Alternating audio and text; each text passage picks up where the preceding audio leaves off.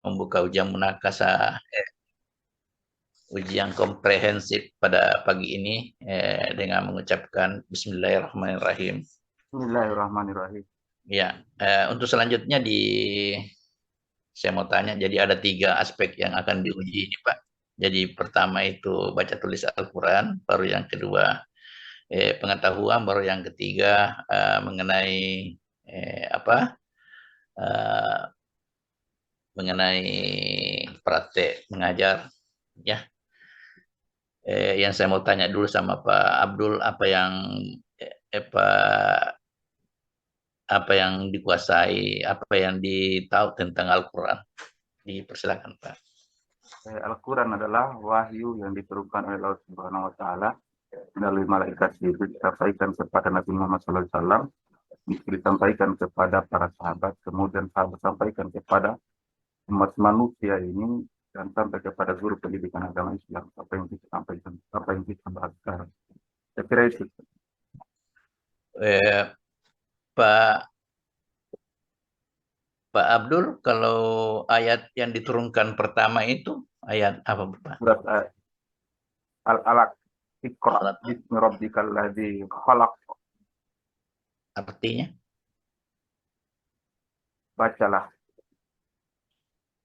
dengan menyebut nama Tuhanmu. Iya. Jadi kita disuruh membaca, Pak. Ya.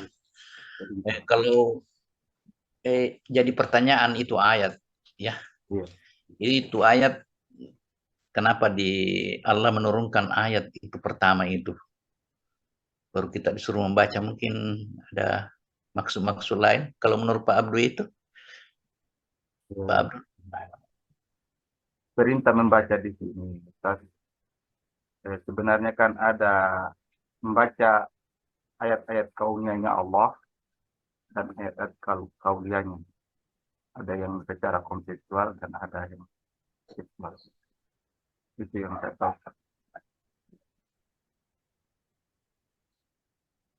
Membaca, yang dibaca itu kan tentang penciptaannya, yang dibaca dalam Al-Quran. Di dalam Al-Quran ini sebagian Al-Quran ini kan ada penyempurna dari kitab-kitab yang lain, kitab seperti kitab terdahulu, seperti yang disampaikan oleh Nabi Nabi Musa, Nabi Daud, dan Nabi Isa. Kedua dari Al-Quran ini berbicara tentang sejarah yang terjadi pada masa lampau. Kira itu, Pak.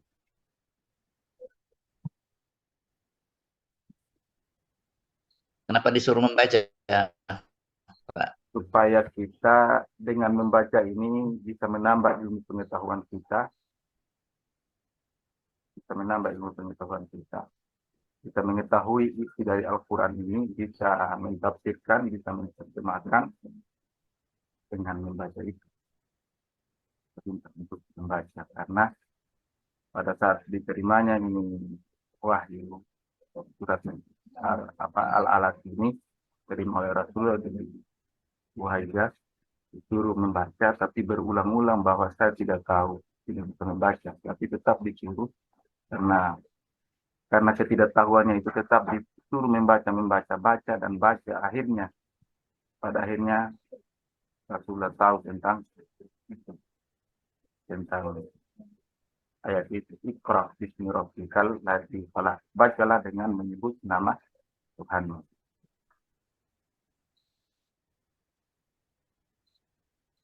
Jadi disuruh membaca dengan nama Tuhan. Pak Abdul itu yakin Nabi itu tidak tahu membaca, Pak? Awalnya kan tidak bisa untuk itu, kan dia mengakui bahwa dia tidak bisa membaca. Dia adalah kaum yang umum, kemudian dia sudah sekolah. Tapi kan dia diajarkan langsung oleh Allah Subhanahu wa Ta'ala, karena apa yang tidak bisa ketika Allah berkehendak, innama amruhu idza arada syai'a ayyaqula lahu kun fayakun. Kalau Allah berkehendak, tidak ada yang tidak bisa kalau kehendaknya. Karena dia yang mengatur segalanya. Yang mengerti ilmu kita ini tidak ada apa-apanya. Tapi kalau ilmunya Allah kan Kita ini dibaratkan kita ini mencelupkan air jari kita di lautan. Begitulah ilmu titik kita. Angka setitik itulah ilmu kita. Tapi kalau Allah luar biasa ini. Dan kita hanya mengharap dari ilmu Allah itu yang kita bisa pelajari melalui Al-Quran ini. Untuk mengetahui hal itu. Informasi tentang ilmu, berbicara tentang apa saja, berbicara tentang penciptaan manusia, berbicara tentang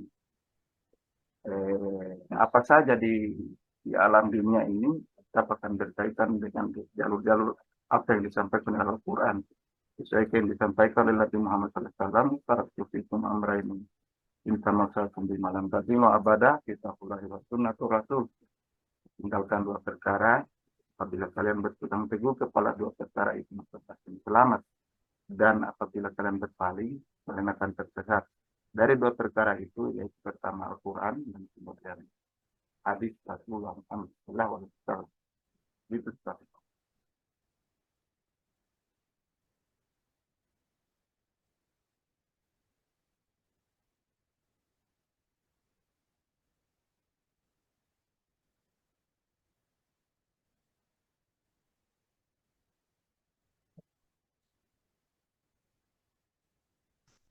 Ya, memang Allah itu menurunkan pertama ayat waktu itu, sebagian mengatakan tidak mungkin Allah menurunkan perintah-perintah seperti itu apabila diturunkan kepada orang yang tidak tahu.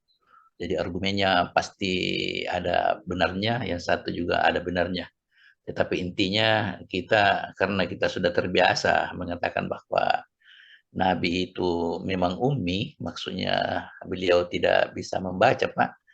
Nah, itu yang kita ikuti sekarang. Tetapi banyak pendapat mengatakan bahwa tidak mungkinlah sesuatu yang diturunkan yang luar biasa begitu agung, baru yang diberi keagungan itu tidak tahu, tidak ada kapasitasnya di situ. Itu kalau menurut Pak Abdul, Begini, gimana? begini, Pak Dokter. Inilah salah satu memotivasi kita supaya kita bisa belajar. Nabi saja dari kecil sudah dibersihkan memang jiwanya, kemudian hatinya semua. Bersihkan hatinya kan dia kan sudah jelas dia itu orang bersih, dijaga ketika terjadi apa-apa dengan beliau, dijaga oleh Allah Subhanahu wa taala. Nah, dengan hal seperti itu kemudian membuat kita semakin yakin dengan menuntut ilmu. Karena dengan belajar ini membuat kita semakin termotivasi supaya belajar. Dengan keadaan tadi, apapun ada beranggapan bahwasanya ada pendapat mengatakan bahwa Nabi memiliki ilmu memang ketika dia. Tapi dia tetap melakukan satu proses. Karena di proses tadi, itu pembacaan tadi, kan dia katakan bahwasanya saya tidak bisa membaca. Proses itu berarti dia proses dari tidak tahu, kemudian diproses sampaikan, diingatkan dengan pendengar, mendengar, kemudian membaca itu. Nah, kemudian apa yang terjadi, dia bisa memahami ayat itu, bisa menghafal tentang ayat itu. Itu yang membuat kita supaya kita belajar, karena kita belajar dari situ, proses dari situ jadikan teladan. Dan kita bisa menuntut ilmu yang menjadi faktor pertama kita untuk, yaitu adalah membaca. Dengan membaca memang proses bisa mencerna, kemudian dicerna oleh pikiran kita dengan membaca itu. Iya, iya. Jadi dengan membaca yang tidak ditahu menjadi tahu. Ya. Itu mungkin itu urgensinya ayat itu diturunkan pertama, Pak. Ya. Iya. Oke, kita pindah ke pembacaan ayat, Pak. Silakan dibuka. Kemarin saya mau baca surah Al-Baqarah ayat terakhir. Iya, dipersilakan. Ayat pilihan ini. Surat Al-Baqarah ayat terakhir karena ini sudah terpanjang tapi ditutup dengan ini.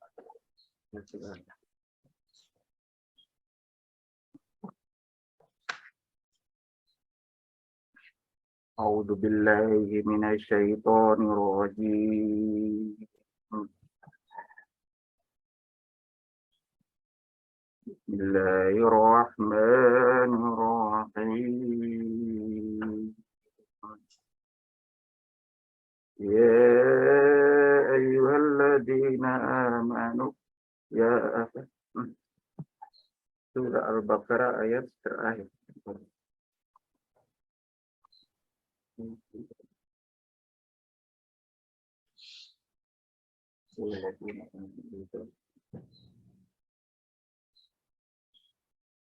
Ya, di Surah Al-Baqarah tadi. Lillahi ma fis samawati wa ma fil ardi wa in tubdu ma fi anfusikum aw tukhfu yuhasibukum bihillah. Wa yaghfiru liman yasha wa yu'adzibu man yasha. Wallahu ala kulli syai'in qadir.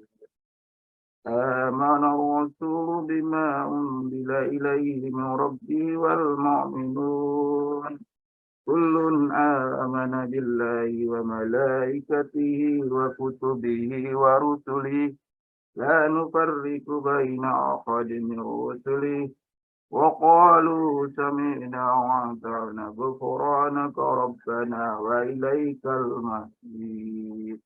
لا يكلف الله نفسا إلا وسعها لها ما كسبت وعليها ما اكتسبت ربنا لا تؤاخذنا إن نسينا أو أخطأنا ربنا ولا تحمل علينا إثرا كما حملته على الذين من قبلنا ربنا ولا تحملنا ما لا طاقة لنا به واعف عنا واغفر لنا وارحمنا أنت مولانا فانصرنا على القوم الكافرين. صدق الله العظيم. Ya, bisa ditulis Pak. Cukup bagus tajwidnya.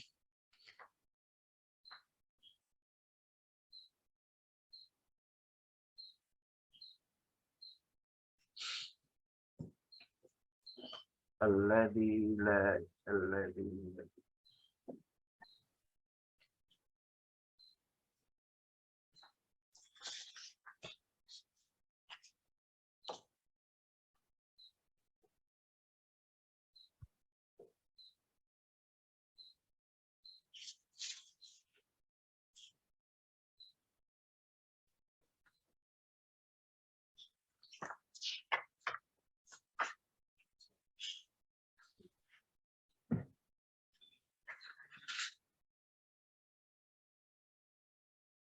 Berapa ayat, Ustaz? Ya, sebanyak mungkin.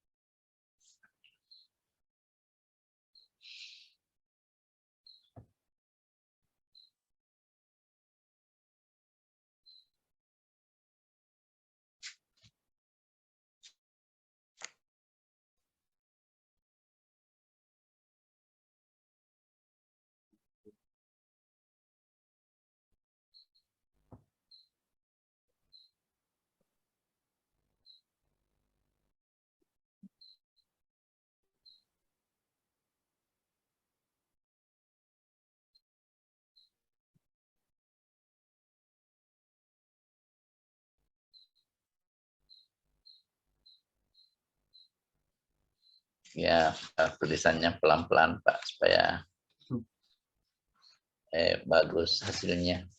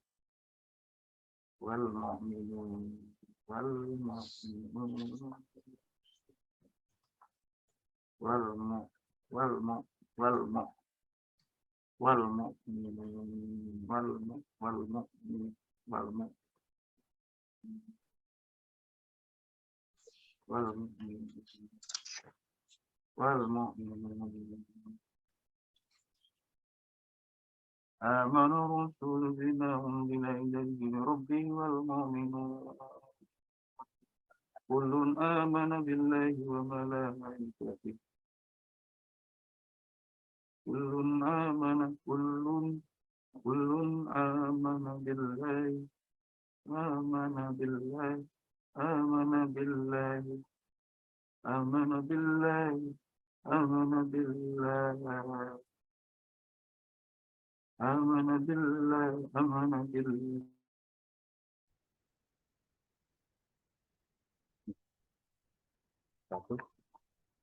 Bagaimana kabar anak-anak sekalian? Baik, Pak. Assalamualaikum warahmatullahi wabarakatuh.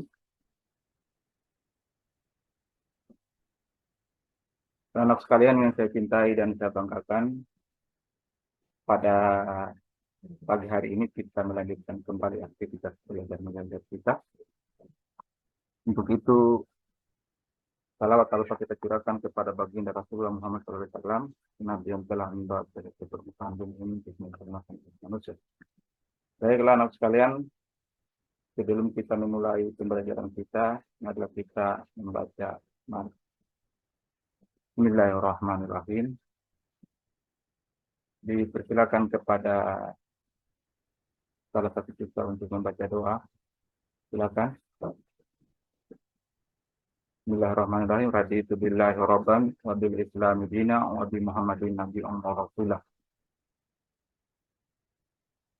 Selanjutnya dipersilakan untuk membaca surat-surat pendek satu ayat dalam Al-Quran. A'udzu billahi minasyaitonir rajim. Bismillahirrahmanirrahim. Qul huwallahu ahad, Allahus samad, lam yalid wa lam yulad wa lam yakul lahu kufuwan ahad. Shadaqallahul azim. Baiklah anak-anak sekalian, sebelum saya mengabsen kalian, tolong anak sekalian perbaiki tempat duduknya baik-baik. Yang di sana saya Nurul Kalbi, Haryani, ya tolong nak perbaiki mejanya, kursinya juga di. Ya, bagaimana anak sekalian hadir semua ya? Hadir. Ya kalau hadir semua ya kita lanjutkan pembelajaran kita pada hari ini. Masih ingat dengan materi kita kemarin? Ya, Pak. Sekarang kita masuk di bab 3. Kemarin kita membaca tentang bab 2, yaitu beriman kepada kitab-kitab Allah. Sekarang kita belajar tentang beriman kepada Rasul-Rasul Allah. Baiklah anak sekalian, masih ingat dengan pelajaran kemarin, yaitu beriman kepada kitab-kitab Allah. Berbicara tentang kitab-kitab Allah berarti ada beberapa kitab ya. Gitu ya. Baiklah anak sekalian. Ya. Selanjutnya Hari ini kita akan belajar tentang beriman kepada Rasul-Rasul Allah Subhanahu wa Ta'ala. Berbicara tentang beriman kepada Rasul-Rasul Allah Subhanahu wa Ta'ala, apa kalian sudah pernah belajar tentang materi ini? Saya kira anak-anak sekalian waktu kelas 1 kalian pernah mendapatkan ini. Atau waktu SD kemarin pernah. Jadi bagaimana beriman kepada Rasul-Rasul Allah Subhanahu wa Ta'ala. Anak sekalian yang saya cintai dan saya banggakan, perlu kita ketahui bersama bahwasanya tujuan pembelajaran kita pada hari ini yaitu beriman kepada kitab-kitab Allah. Apa itu pengertian beriman kepada kitab-kitab Allah Subhanahu wa Ta'ala? Kemudian capaian pembelajaran kita yaitu bagaimana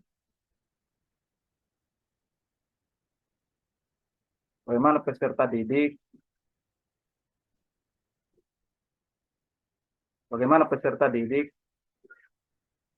peserta didik bisa mengerti apa itu pengertian pada kitab ini kepada Rasul Allah Subhanahu wa Ta'ala.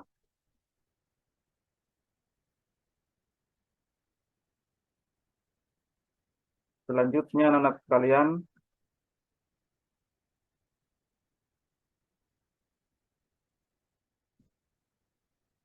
kita lanjutkan kembali ke tujuan inti pembelajaran kita pada hari ini. Tapi sebelum itu, saya ingin memberikan motivasi kepada anak-anak sekalian sebelum membagikan kelompok, yaitu bagaimana meningkatkan pelajaran sebelumnya dan mengingatkan dengan pelajaran hari ini. Mengaitkan pelajaran sebelumnya dengan pelajaran hari ini itu beriman kepada kitab-kitab Allah, dan pada hari ini kita akan berbicara tentang beriman kepada Rasul-Rasul Allah Subhanahu wa Ta'ala. Kemudian seperti apa yang saya bahasakan tadi, bahwa kalian sudah pernah mendapatkan materi ini. Tujuan pembelajaran kita yaitu bagaimana kalian bisa memahami, bisa membedakan apa itu pengertian iman kepada Rasul Allah Subhanahu wa Ta'ala. Kemudian selanjutnya pembelajaran kita hari ini kita akan lanjutkan dengan beriman kepada Rasul Allah Subhanahu wa Ta'ala. Sebelum itu saya akan membagi kelompok kepada anak sekalian. Tapi sebelum saya bagi kelompok, ada hal yang perlu saya sampaikan. Kita akan bawakan materi ini dengan menonton suatu video yang akan saya tayangkan. Perhatikan anak sekalian. Ini video yang akan saya tayangkan, yaitu beriman kepada Rasul-Rasul Allah Subhanahu wa Ta'ala.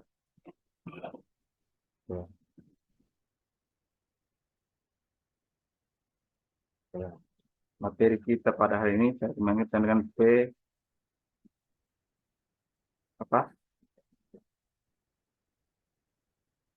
PowerPoint, ya, yaitu beriman kepada Rasul-Rasul Allah Subhanahu wa Ta'ala. Ya.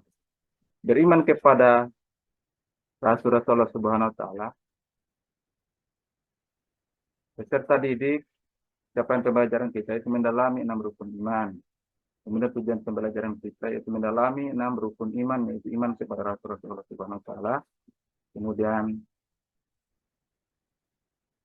analis tujuan pembelajaran yaitu menjelaskan pengertian beriman kepada Nabi dan Rasulullah, menjelaskan pengertian Nabi dan Rasul, kemudian menjelaskan sifat Nabi dan Rasul Allah Subhanahu wa Ta'ala, Kemudian selanjutnya menjelaskan perbedaan Nabi dan Rasul. Kemudian kelima, menunjukkan contoh bagaimana perilaku mencerminkan iman kepada Nabi dan Rasul Allah Subhanahu wa taala berkaitan dengan sifat-sifatnya. Kemudian keenam, menunjukkan contoh perilaku keteladanan Rasul ulul azmi. Kemudian peserta diri dapat menciptakan infografis mengenai iman kepada Rasul Allah Subhanahu wa taala. Baiklah anak-anak sekalian, arti iman kepada Nabi dan Rasul yaitu iman kepada Nabi dan Rasul adalah membenarkan bahwa Nabi dan Rasul merupakan utusan Allah Subhanahu wa taala. Jika salah satunya diingkari, orang tersebut tidak termasuk golongan orang-orang beriman. Nah, selanjutnya anak sekalian, perlu kalian ketahui bahwa Nabi yang perlu kita imani ada beberapa, ada 25. Salah satunya Nabi Adam alaihissalam, kemudian terakhir Nabi Muhammad sallallahu alaihi wasallam. Baiklah anak-anak sekalian, selanjutnya saya akan membagikan tiga kelompok yang akan membawakan materi tentang iman kepada Rasul-Rasul Allah ini. Kelompok pertama yaitu menjelaskan pengertian beriman kepada Nabi dan Rasul. Kemudian kelompok kedua menjelaskan pengertian, yaitu menjelaskan sifat-sifat Nabi dan Rasul Allah Subhanahu wa taala. Dan kelompok ketiga menjelaskan perbedaan Nabi dan Rasul. Baiklah, saya berikan waktu sekitar 5 menit untuk berdiskusi. Silakan berdiskusi untuk menyelesaikan, untuk mencari literatur tentang mata pelajaran pendidikan agama Islam ini dengan judul yaitu beriman kepada Rasul-Rasul Allah Subhanahu wa taala. Bisa diambil dari berbagai sumber pembelajaran. Silakan sekalian. Ya, sudah? Bagaimana? Alhamdulillah kalau sudah. Kemudian selanjutnya kita sebagaimana apa yang sudah kalian perbincangkan, sudah kalian diskusikan berkaitan dengan iman kepada Rasul-Rasul Allah Subhanahu wa taala. Ya, alhamdulillah kalian sudah bisa memahami. Saya tetap memberikan harapan bagaimana kita selesai pembelajaran ini, kalian bisa memahami tentang seputar pentingnya memahami materi beriman kepada Rasul-Rasul Allah Subhanahu wa taala. Dan tujuan pembelajarannya sudah sampai, tercapai apa yang diharapkan. Dan dengan itu pembelajaran juga sudah. Alhamdulillah. Kemudian sebagai kesimpulan, mari kita simpulkan bersama bagaimana beriman kepada Rasul-Rasul Allah Subhanahu wa taala. Yaitu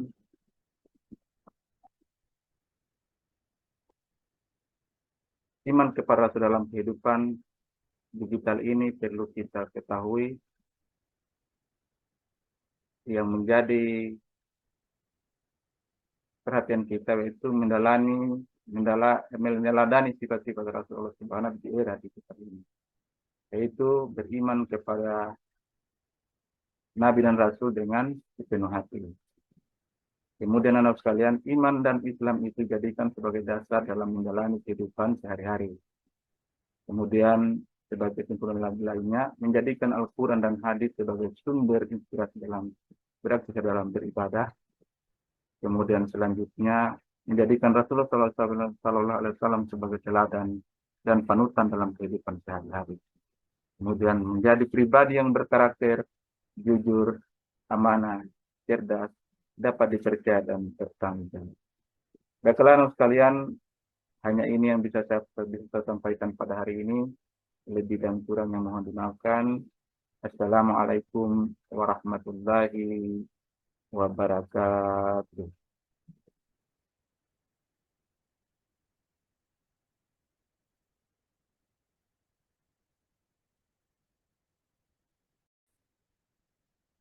Oke. Baik, Mbak Dina. Eh, kita jelaskan mengenai apa? Eh,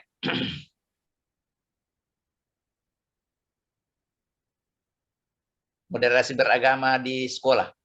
Moderasi beragama di sekolah, Ustaz, ya. Iya. Assalamualaikum warahmatullahi wabarakatuh. Salam. Berbicara tentang moderasi beragama di sekolah, eh, kalau moderasi ini, kalau kaitannya saya berbicara tentang demoderasi, berarti kalau mata pelajaran kita lebih condong kepada tasamu, Ustaz, ya, lebih Ya. condong kepada tasamu, yaitu toleransi. Jadi penekanan kepada siswa berbicara tentang moderasi beragama, berarti memberikan penguatan kepada siswa, pada peserta didik, bagaimana kita ini berbeda-beda walaupun tapi satu. Moderasi beragama di situ tetap condong kepada, ada di Al-Quran surah apa, di Al-Quran surat Al-Kafirun, kuliah ayuhal kafirun, la a'budu ma ta'budun wala antum abiduna ma a'bud wala ana abidum ma abadtum wala antum abiduna ma a'bud lakum dinukum waliyadin. Ini pondasi kita ketika kita berbicara tentang moderasi beragama. Walaupun bagaimana kita ini, keindonesiaan kita tetap disatukan bahwa kita satu yang tidak bisa dipisahkan. Tapi pada wilayah muamalah mungkin kita bisa bersatu pada posisi itu. Tapi kalau berbicara tentang wilayah akidah atau tauhid, berarti tidak ada toleransi di persoalan itu. Jadi untuk moderasi beragama ini di kalangan sekolah, di sekolah berarti bagaimana merancang pembelajaran kita semaksimal mungkin, bagaimana anak-anak itu, bagaimana peserta didik itu mampu menempatkan sesuatu pada tempatnya, bisa bergaul dengan siapa saja tanpa memandang suku, budaya, agama, dan sebagainya. Itu yang saya pahami. Kalau di lingkungan keluarga? Di lingkungan keluarga juga bisa kita terapkan juga, sebagaimana baru-baru ini kita melaksanakan kurban. Lagi-lagi keindonesiaan kita ini adalah negara yang bukan negara Islam. Kita ini negara agama. Kenapa negara agama? Karena banyak agama di negara kita ini. Makanya dalam konsep yang baru-baru ini, kayak pembagian kurban bisa kita berikan juga walaupun bukan agama Islam, tapi yang jelasnya untuk menyatukan persaudaraan itu tidak ada salahnya untuk melaksanakan itu. Itu di tengah-tengah keluarga, di tengah-tengah masyarakat juga. Di tengah-tengah keluarga dan masyarakat. Oke. Kalau seumpamanya Pak Iya, tuh. seumpamanya di lingkungannya itu di belakangnya Kristen, di sampingnya Buddha, di samping kanannya non-Islam, begitu juga di muka rumahnya, tetapi melaksanakan kurban, apa yang dilakukan kira-kira? Tetap kan di pembagian kurban itu kan ada pembagian kita. Tidak ada salahnya kalau pandangan saya untuk menguatkan keindonesiaan kita.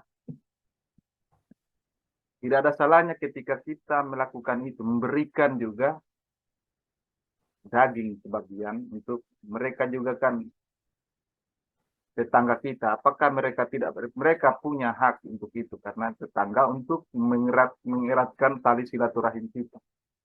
Tapi kalau persoalan akidah, apakah kita diundang ke acara mereka, ke persoalan seumpamanya mereka melakukan peribadatan, kemudian kita mengikutinya, kan itu kan sudah pelanggaran, Pak. Tapi kalau pada wilayah-wilayah muamalah, tidak ada salahnya kita melakukan itu. Saya kira itu, Pak. Ya, ya, oke, kita pindah yang terakhir, Pak.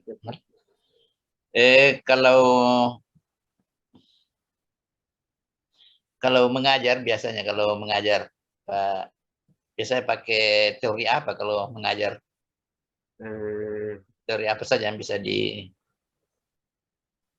Kalau teori-teori dalam pembelajaran, ada menurut para pakar kan ada 5 teori yang dipakai. Ya, yang sering dipakai. Ada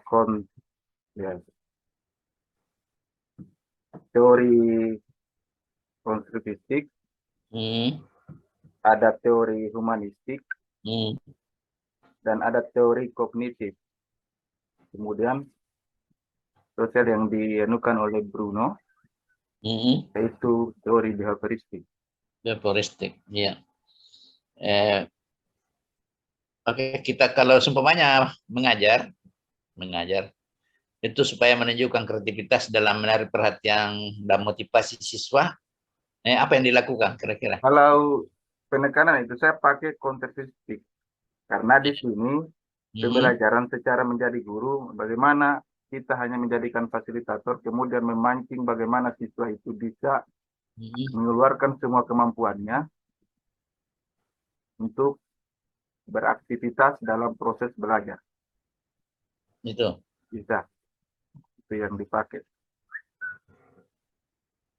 Bisa juga kognitif.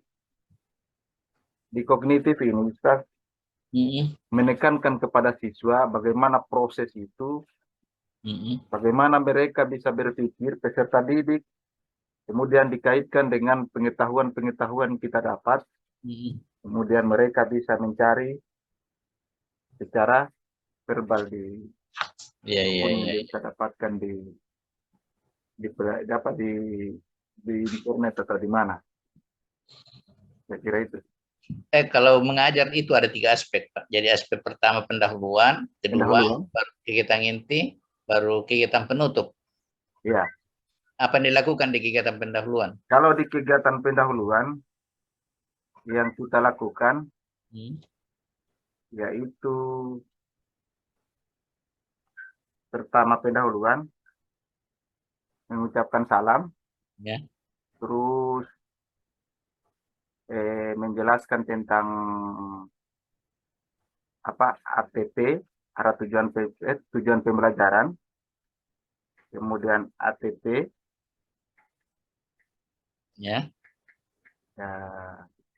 TP dulu yang dibahas, kemudian ATP,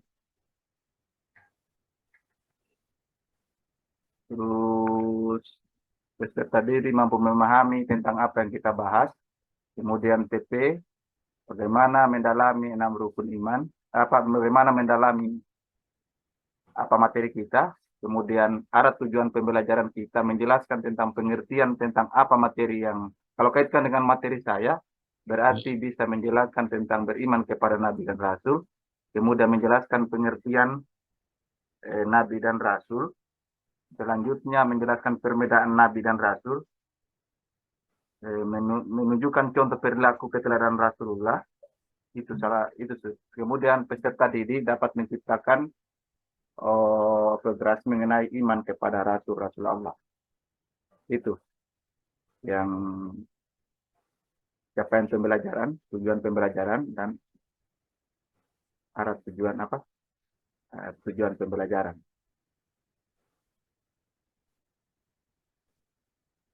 Kalau di pendahuluan ada 5 aspek di situ. 5 aspek, iya. Jadi pertama itu salam, baru yang kedua periksa kesiapan siswa, Iya, baru yang ketiga bagi kelompok, baru yang keempat berdoa, baru yang kelima itu persepsi. persepsi. Ya. Nah, itu kalau kegiatan intinya apa yang dilakukan? Kalau kegiatan intinya membuka proses pembelajaran kita, berdiskusi tentang metode apa yang kita terapkan, terus di dalam situ juga ketika bagaimana supaya siswa itu bisa aktif, mengaktifkan siswa, student active learning, bagaimana mengaktifkan siswa itu, kemudian perhatikan mengaktifkan siswa, terus ketika ada membuat satu pertanyaan, kemudian ada respon, kemudian memberikan semacam penghargaan kepada siswa itu. Itu salah satunya juga di dalam inti dalam pembelajaran itu.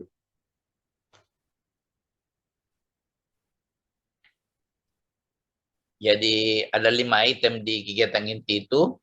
Kegiatan inti itu ada mengamati.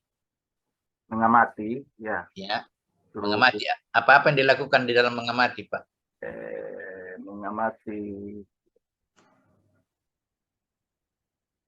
Mengamati materi yang kita ajarkan, mengamati ya. Ya. Terus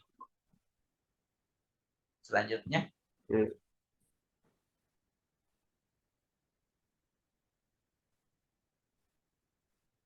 setelah siswa mengamati, menanya.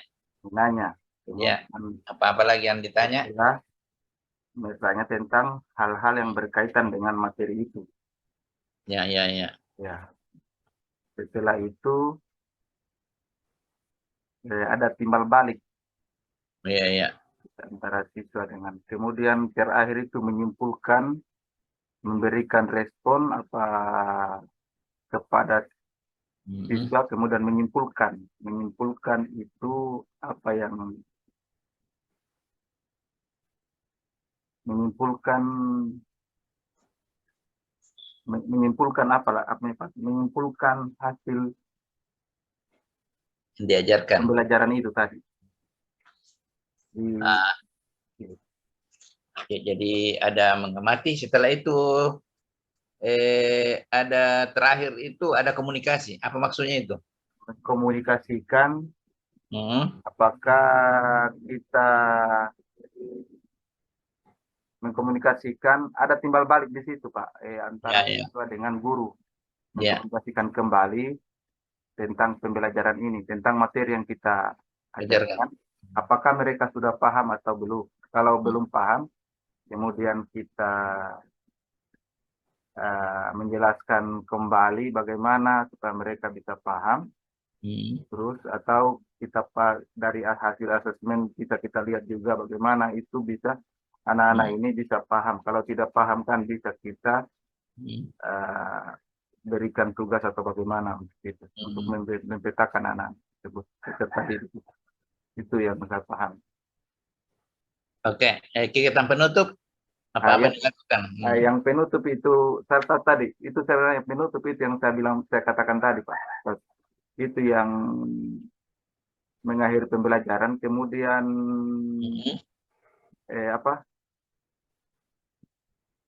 tetap di penutup itu memberikan masukan kepada siswa, menyimpulkan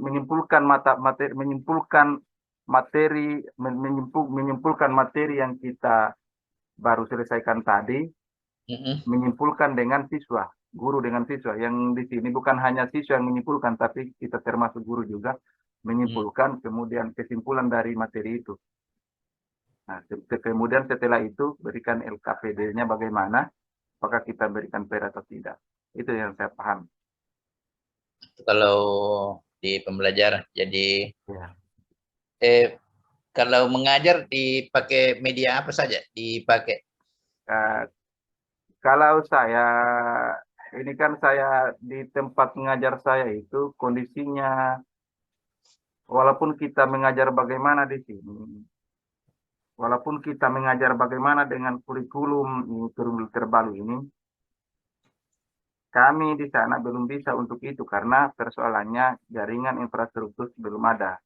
Tapi tetap kami yakinkan bahwa walaupun seperti itu, ilmu-ilmu yang kami dapatkan ini nantinya tetap kami terapkan bagaimana, dengan pendekatan apa. Tapi yang perlu saya pahami selama ini bahwasanya tugas guru itu, Ustaz, yang harus pahami bahwasanya guru memang bukan satu-satunya instrumen keberhasilan suatu pendidikan. Tapi yang saya tahu, guru itu mereka. Kita ini guru ibarat speaker, Pak. Dalam permainan bola contohnya. Jika kita ini sebagai guru berhenti berlatih, berhenti untuk belajar, maka mustahil kalau kita contohkan bola itu akan mudah gol tercipta, tidak akan mungkin. Tapi sebagai tugas utama seorang guru, seorang pendidik, sesungguhnya bukan pada mengajar semata, tetapi pada belajar, kita belajar tanpa hati, itulah yang kita lakukan ini. Walaupun masih banyak kekurangan itu, karena peserta didik dengan lingkungannya mereka akan terus berkembang tanpa henti. Apalagi sekarang ini generasi Z mereka. Apakah kita bisa mengimbangi itu? Kita harus lanjut kencang untuk menjawab permasalahan itu. Karena tanpa belajar, mengajar ini pengajaran akan tetap, tidak hanya akan menjadi itu saja. Makanya kurikulum 2013 belum kita selesai, sudah melangkah lagi ke sini. Itu jangan sampai kita tertinggal, karena suatu saat nanti kurikulum itu akan kadaluarsa. Tapi bukan persoalan kurikulumnya, tapi gurunya itu bagaimana seorang guru itu bisa mengimbangi perkembangan zaman ini. Di era globalisasi sekarang ini, guru yang tidak memahami tentang IT akan ketinggalan jauh dan akan jadi tantangan tersendiri di zaman ini sekarang. Saya kira begitu, Pak. Ya, oke. Cukup bagus, Pak Abdul, Dina. Untuk selanjutnya dimatikan rekamannya. Ya, Ustaz.